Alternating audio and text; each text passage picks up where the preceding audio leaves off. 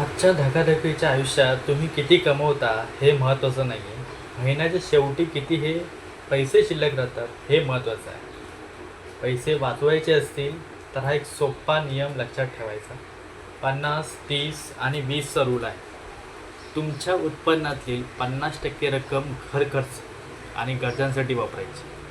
30% रक्कम तुमच्या आवडीच्या आणि गोष्टींसाठी ठेवायची, जसं फिरणं आलं, खरेदी आलं, मनोरंजन आलं. आणि सर्वात महत्त्वाचं, 20% रक्कम आधीच बचतीत किंवा गुंतवणुकीत टाकायची. पगार आला की आधी बचत करायची आणि उरलेले पैसे खर्च करायचे. बहुतेक लोक उलटं करतात, म्हणून महिन्याच्या शेवटी बचत होत नाही.